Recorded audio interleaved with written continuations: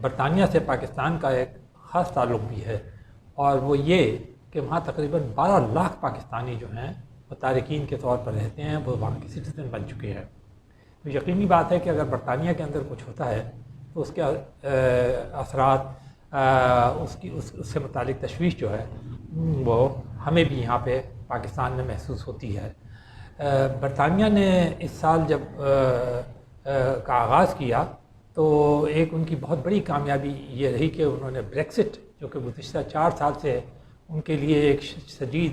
وہ الجھاؤ، پریشانی اور تشویش کا باعث بن رہا تھا، جس نے ان کی تقریباً ساری زندگی کو مفلوج کر کے رکھ دیا تھا، اور لوگوں کو یہ سمجھ میں نہیں آ رہا تھا کہ یہ علیحدگی ہوگی یا نہیں ہوگی اور سیاسی معاملات کس طرح طے ہوں گے۔ وہ آخر کار بورس جانسن نے باقاعدہ پارلیمنٹ کے اندر ایک بھاری اکثریت سے بل منظور کرا کے ہمیشہ کے لیے طے کر دیا، اور برطانیہ کی علیحدگی جو ہے وہ یورپ سے اس طرح ہوئی کہ وہ باقاعدہ ایک معاہدے کے تحت ہوئی، اور وہ جو حالت تھا کہ وہ ہارڈ بریکسٹ ہوگا وہ نہیں ہوا، باقاعدہ ایک معاہدہ ہوا جس کے تحت بہت سارے معاملات جو ہیں وہ بہت ہی سلجھا لیے گئے، اور جو تعلقات تھے برطانیہ اور یورپ کے درمیان ان کو بھی کوئی بڑا نقصان نہیں پہنچا، بلکہ اگر آپ ایک دو چیزیں اگر آپ دیکھیں کہ ٹریڈ کے معاملات کے اندر بہت ساری رعایتیں جو ہیں وہ دونوں طرف سے دی گئی ہیں، اور اسی طرح 3 مہینے کے لیے برطانیہ کا کوئی شہری بھی جو ہے جس کے پاس برطانیہ کا پاسپورٹ ہو یا یورپین یونین والوں میں سے کسی کا پاسپورٹ ہو، وہ ایک دوسرے کے ملکوں میں آ جا سکتے ہیں اور انہیں کسی ویزے کی ضرورت نہیں ہے۔ اس کے بعد اگر وہ جاتے ہیں تو ضرور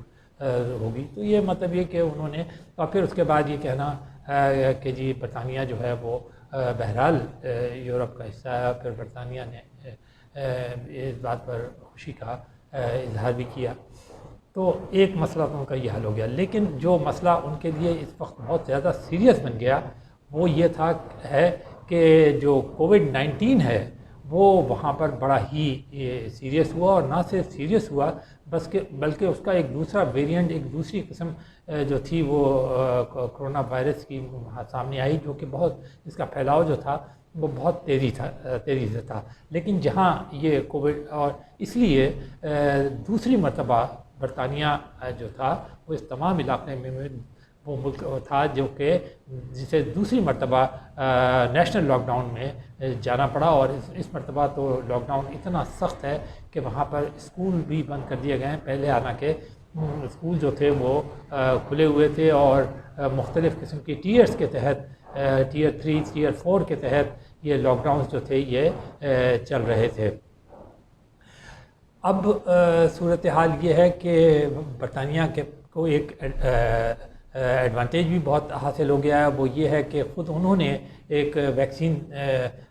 تیار کر لیا ہے جو کہ آکسفورڈ یونیورسٹی کے اندر تیار، جس کا ہم نے بہت ذکر کیا، آکسفورڈ ویکسین کے نام سے ہے، ایسٹرازینیکا فارم نے اسے تیار کیا اور وہ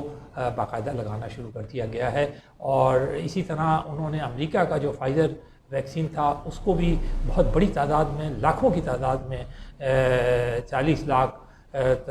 شروع میں ہی درآمد کر لیا تھا، اور وہ بھی بڑی تیزی سے انہوں نے لگانا شروع کر دیا ہے۔ تو بہت سے لوگوں کا کہنا یہ ہے کہ یہ جو نیشنل لاک ڈاؤن ہے یہ اس لیے کیا گیا ہے تاکہ حکومت جو ہے برطانیہ کی وہ اپنے آپ کو ری آرگنائز کرے، اور اپنے ہیلتھ خاص طور پر شعبے کو، تاکہ وہ یہ جو ویکسین ہے اسے جتنی تیزی سے ممکن ہو وہ آبادی میں لگانا شروع کر دے، تاکہ زیادہ سے زیادہ لوگ جو ہیں وہ اس سے محفوظ ہو جائیں۔ اور ان کا ٹارگٹ یہ بتایا جاتا ہے کہ جو ان کا آنے والا سمر ہے اس سے قبل وہ اپنے ملک کو اس وبا سے بالکل محفوظ کر لینا چاہتے ہیں۔ لیکن اس وقت صورتحال یقیناً بہت تشویشناک ہے۔ 60 ہزار کیسز جو ہیں وہ ڈیلی کے آئے، اور اموات کی تعداد بھی 4000 سے زیادہ رہی ایک دن میں۔ تو یہ ایک یعنی کہیے کہ 3-4 ملکوں کے علاوہ یہ برطانیہ جو ہے وہ ہائیسٹ اس کے اوپر پیک پہ چلا گیا، اور یہ پہلی لہر سے بھی زیادہ خطرناک ہے۔ تاہم یہ دیکھنے میں آیا کہ جو لاک ڈاؤن تھا اس مرتبہ اس کے متعلق یہ کہا جاتا ہے کہ لوگوں نے بہت ہی خوشدلی سے اسے قبول کر لیا، اور وہ پچھلے لاک ڈاؤن میں خاصے بیدار ہوئے تھے، لیکن اس مرتبہ انہوں نے قبول کیا، اور یہ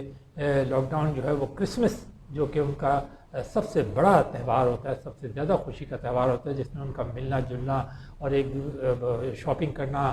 اور ایک دوسرے کو تحائف دینا، اور یہ بہت ہی ہوتا ہے۔ پھر اس کی بڑی طویل چھٹیاں ہوتی ہیں 12-14 دن کی، جو کہ دسمبر کے آخری عشرے سے شروع ہو جاتی ہیں اور وہ جنوری تک جاتی ہیں۔ پھر اس میں نیو ایئر بھی آتا ہے، اس کی بھی تہوار، لیکن اس مرتبہ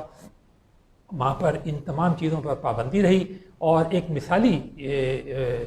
منظم معاشرے کے طور پر انہوں نے عمل کرتے ہوئے یہ لاک ڈاؤن جو ہے اسے قبول کیا، اور ابھی تک وہ اس میں ہیں، اور کہا جاتا ہے کہ یہ لاک ڈاؤن جو ہے یہ پورے جنوری میں چلے گا، بعد میں بھی یہ ہو سکتا ہے اسے ایکسٹینڈ کر دیا جائے، اور جب تک کہ حکومت اس بات پر مطمئن نہیں ہوتی کہ جو وائرس ہے اس پر پوری طریقے سے قابو پا لیا گیا ہے۔ تو یہ ان ملکوں کے لیے ایک مثال ہے جو کہ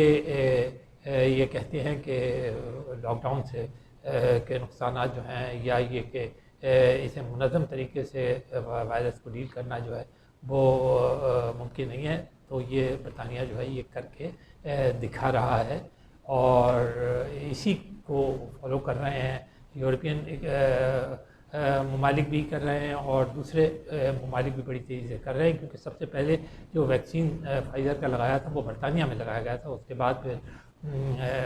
اسے امریکہ میں بھی لگایا گیا، خود حالانکہ تیار امریکہ میں ہوا تھا، اس کے بعد مڈل ایسٹ کے تمام ممالک میں، یورپین ممالک نے لاکھوں کروڑوں کی تعداد میں اس کے آرڈرز دے دیے ہیں، تو اب ویکسینز بھی کافی تعداد میں آ گئی ہیں، تو یہ جو ان کا ایک ٹارگٹ ہے برطانیہ کے لوگوں کا، وہ جو ہے وہ اسے بڑی تیزی سے پورا کریں گے۔